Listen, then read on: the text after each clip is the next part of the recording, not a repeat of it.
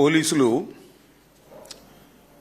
ఎవరైనా ఒక ఫిర్యాదు చేస్తే రాష్ట్రంలో కానీ ఎక్కడైనా కానీ ఏ స్టేషన్లో అయినా కానీ ఆ ఫిర్యాదుని తప్పనిసరిగా తీసుకోవాలి.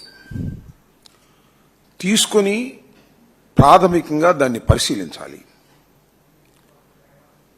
అది కాగ్నిజబుల్ అఫెన్స్ అయి ఉంటే, ప్రాథమికంగా ప్రైమా ఫేసి ఉంటే ఆ ఫిర్యాదును రిజిస్టర్ చేయాలి. రిజిస్టర్ చేసి యాక్షన్లోకి వెళ్ళాలి. కోర్టులో ఛార్జ్షీట్ పడేయాలి. కోర్టు వారు నిర్ణయిస్తారు ఏం జరుగుతుందనేది. ఒకవేళ ఏ ఫిర్యాదునైనా తీసుకొని కాగ్నిజెన్స్ ఉంటే దాన్ని రిజిస్టర్ చేయకపోతే ఆ పోలీసులు చట్ట ప్రక్రియను అడ్డుకున్నట్టు, తప్పు చేసినట్టు. ఇది చట్టం చెబుతుంది, ఈ భారతదేశంలో రాజ్యాంగం చెబుతుంది. కానీ రెడ్ బుక్ రాజ్యాంగం, చంద్రబాబు నాయుడు రాజ్యాంగం మరొకటి చెబుతుంది. ఎవరైతే ఫిర్యాదు చేసి, ఎవరైతే రిజిస్టర్ చేసి పోలీసు అధికారులు ఆ నేరం మీద యాక్షన్ తీసుకుంటారో వాళ్ళని మాత్రం మా ప్రభుత్వం వచ్చిన తర్వాత ఆ ఫిర్యాదుని అరెస్ట్ చేస్తాం. ఆ న్యాయ ప్రక్రియలో ప్రొసీజర్ ప్రకారం వెళ్ళినటువంటి వ్యక్తుల్ని అరెస్ట్ చేస్తాం, కక్ష సాధిస్తాం, తడిగుడ్డలతో గొంతులు కోసేస్తాం అనేటువంటి విషయాన్ని ఇవాళ చంద్రబాబు నాయుడు గారు నిరూపిస్తున్నారు. 2 సంవత్సరాలు అయిన తర్వాత ఒక చట్ట వ్యతిరేకమైన కథ వారి ద్వారానే బయటకు వచ్చింది. దాని గురించి ఈరోజు మీకు చెప్పాలనే ఉద్దేశంతో నేను మీ ముందుకు వచ్చాను. మీకు గుర్తుండే ఉంటుంది, కాదంబరి జత్వాని ముంబైకి చెందినటువంటి ఒక మహిళ.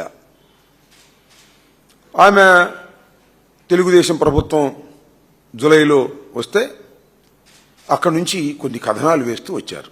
అసలు ఏమిటి ఈ కథ, ఏంటి ఈ వ్యవహారం ఏంటి, ఒక్కసారి మనం దాని లోపలికి వెళ్ళాలి.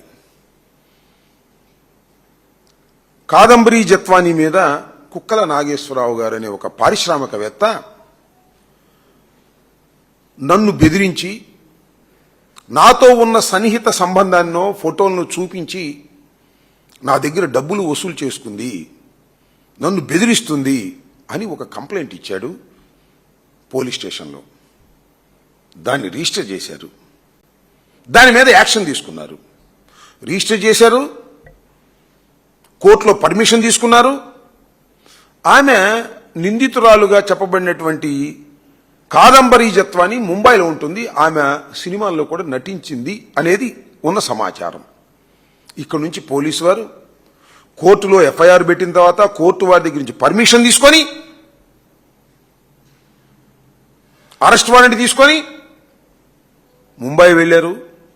ముంబైలో పోలీస్ స్టేషన్లోకి వెళ్లి ఆ కన్సర్న్ పోలీస్ స్టేషన్లో విషయం చెప్పారు. వాళ్ళని కూడా కలుపుకొని వెళ్లి ఈ జత్వాని వారి కుటుంబ సభ్యుల్ని, ముద్దాయిల్ని అరెస్ట్ చేశారు. మళ్ళా కోర్టులో ప్రొడ్యూస్ చేశారు. మళ్ళా కోర్టు పర్మిషన్ తీసుకుని ట్రాన్సిట్ వారెంట్ తీసుకొని మళ్ళా విజయవాడ తీసుకొచ్చారు. విజయవాడ కోర్టులో ప్రొడ్యూస్ చేశారు. విజయవాడ కోర్టు వారు రిమాండ్ ఇచ్చారు. రిమాండ్కి వెళ్లారు. రిమాండ్కి వెళ్లిన తర్వాత పోలీస్ కస్టడీ అడిగారు. 5 రోజుల పాటు పోలీస్ కస్టడీ ఇచ్చారు. 5 రోజులు విచారించారు. తర్వాత మళ్ళీ పంపించారు. తర్వాత వాళ్ళకి చట్టపరంగా బెయిల్ వచ్చింది, వెళ్లిపోయారు. చట్టబద్ధంగా చేసినటువంటి కార్యక్రమం ఇది. ఇది చంద్రబాబు నాయుడు గారు అధికారంలోకి వచ్చిన తర్వాత కక్ష పెట్టాడు. ఈ ప్రభుత్వం మీద కక్ష పెట్టాడు. బహుశా ఆ పోలీస్ అధికారుల మీద కూడా కక్ష పెట్టినట్టున్నాడు. ఎవరైతే వెళ్లారో వాళ్ళందరికీ వేరే కక్ష ఉంది. అప్పుడు తిరగదోడాడు. ఎవరైతే దానిలో ముద్దాయిగా ఉందో ఆ క్రైమ్ నెంబర్ IPC 384 కింద, ఎక్స్ట్రాషన్ కింద ఈ కాదంబరి జత్వాని అనే ఒక మహిళని ముద్దాయిగా చూపించారో ఆమె చేత కంప్లైంట్ ఇప్పించాడు. ఆన్లైన్లో కంప్లైంట్ తీసుకున్నారు. ఆన్లైన్లో కంప్లైంట్ తీసుకొని రిజిస్టర్ చేసి 3 సీనియర్ ఆఫీసర్ని సస్పెండ్ చేసి పారేశాడు. IPS ఆఫీసర్ని ఈ కుక్కల నాగేశ్వరం అనే పారిశ్రామికవేత్త ఉన్నాడు కదా, ఎవరైతే విద్యాసాగర్ రావు, సారీ కుక్కల విద్యాసాగర్ రావు, కాదంబరి జత్వానీ మీద కంప్లైంట్ ఇచ్చినందుకు ఆయన అరెస్ట్ చేసి లోపల పెట్టారు. 3 ఐపీఎస్ ఆఫీసర్ని సస్పెండ్ చేశాడు ఈ ప్రక్రియలో పాల్గొన్నందుకు. దాంతోపాటు ఒక ఏసీపీ కె హనుమంతరావును సస్పెండ్ చేశారు. సిఐని ఇబ్రహీంపట్నం సిఐని సస్పెండ్ చేశారు. 4 పోలీసు అధికారులను సస్పెండ్ చేశారు ఈ కేసులో. ఎందుకంటే ఒక అమాయకురాలైనటువంటి మహిళను పట్టుకొచ్చి మీరు ఈ రకంగా చేస్తారా, ఇది ధర్మం కాదు కదా, ఆమె చాలా అమాయకురాలు, నేరం చేయలేదు అని చంద్రబాబు నాయుడు గారు క్లీన్ చిట్ చేశాడు. నేను ఎందుకు ఈ విషయాన్ని ఇప్పుడు చెబుతున్నానంటే, అదే కేసులో కుక్కల విద్యాసాగర్ రావు గారు ఇవ్వగా ఎక్స్ట్రాక్షన్ కేసు మీద క్రైమ్ బుక్ చేశారో, క్రైమ్ నెంబర్ 90/24లో ఈ ప్రభుత్వం వచ్చిన తర్వాత ఈ సిఐడి ఛార్జ్షీట్ పడేసింది. అది ఇక్కడ విషయం. ఏమని ఛార్జ్షీట్ పడేసింది తెలుసా? చంద్రబాబు నాయుడు గారు చెప్పినట్టుగా ఆమె నిర్దోషాన్ని పడేలా, అమాయకురాలని పడేలా, ఇవి నేను మాట్లాడుతున్నాయి కాదు. సిఐడి ఛార్జ్ షీట్లో కోర్టులో పడేసినటువంటి ఛార్జ్ షీట్లోని అంశాలు ఏమిటాయంటే ఇవి డబ్బులు వసూలు చేసిన నిజమని పెట్టారు. కుక్కల నాగేశ్వరరావు గారిని బెదిరించి, కుక్కల విద్యాసాగర్ రావు గారిని బెదిరించి, కుక్కల నాగేశ్వరరావు అంటే వాళ్ళ నాన్నగారులే, కుక్కల విద్యాసాగర్ రావు గారిని బెదిరించి ఆయన దగ్గర డబ్బులు తీసుకుంది, ఈమె ఎక్స్ట్రాక్షన్కి పాల్పడింది అని వాళ్ళు పెట్టారు. ఎవరు? చంద్రబాబు నాయుడు గారి రాజ్యంలో ఆయన ముఖ్యమంత్రిగా ఉన్నప్పుడు CID has submitted A charge sheet before the honourable court. ఏం చెప్పాలి చంద్రబాబు నాయుడు గారు? ఏం మాట్లాడారు ఇంతకు ముందు? ఏం చెప్పారు మీరు ఇంతకు ముందు?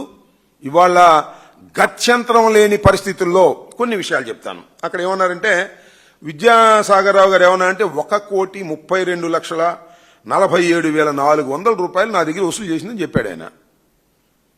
వాళ్ళు అన్ని విచారించి బ్యాంక్ ఖాతాల్లో మాత్రం 4,98,000 ఉన్నాయి ఆమె అకౌంట్స్ లో. కొంతమేరకు వసూలు చేసిన మాట నిజమేని, మిగతా వాటిని మేము ఎంక్వైరీ చేస్తున్నామనేటువంటి మాట చెప్పారు.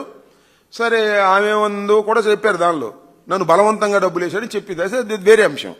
నేను ఇక్కడ ప్రధానంగా చెప్పదలుచుకున్నటువంటి అంశం ఏమిటంటే, చంద్రబాబు నాయుడు గారు అన్యాయం అక్రమమని ప్రచారం చేసి ప్రభుత్వం మీద కక్ష తీర్చుకొని 3 ఐపీఎస్ అధికారులను సస్పెండ్ చేసి కేసులో ఆమె నిర్దోషి కాదు, ఆమెకు ప్రైమ్ ఆఫీసీ కేసు ఉంది, నేరానికి పాల్పడిందని సాక్ష్యాలున్నాయని చంద్రబాబు నాయుడు గారి గవర్నమెంట్లోనే సిఐడి పడేసిన తర్వాత చంద్రబాబు నాయుడు గారు మీరేమి సమాధానం చెప్తారు దీనికి అని అడుగుతున్నాను నేను. ఇవాళ మీకు కొన్ని విషయాలు చూపిస్తా. ఎంత ఘోరమైనటువంటి అంశం అంటే, ఇలాంటిది చరిత్రలో ఎక్కడ జరిగి ఉండదు. ఏ పోలీస్ అధికారుల్ని కేసు పెట్టినందుకు తీసుకెళ్లి లోపలేసినటువంటి సందర్భాలు లేవు. ఒక నారా చంద్రబాబు నాయుడు గారి ప్రభుత్వంలో మాత్రమే ఇది జరిగింది. ఇది కక్షపూరితమైనటువంటి అంశం. ఇదే తడిగొడ్డలతో గొంతులు కోయటువంటి ఈ మోడస్ ఆపరెండి ఏ విధంగా ఉంటుందో మీరు ఒకసారి చూడాలి. ముందేం చేస్తారంటే, చంద్రబాబు నాయుడుకి ఏం తెలియదు అనుకుంటారు. ఆయనకు ఓ మీడియా ఉంది కదా, ఆ మీడియాలో ముందు ప్రచారం చేయిస్తారు. ఏ విధంగా ప్రచారం చేయిస్తారో మీకు నేను చెప్తా, చూడండి. ఇప్పుడు TV5లో ముందుగా ఈ కేసు పెట్టే ముందు ఏ విధంగా వచ్చిందో ఒకసారి చూడండి.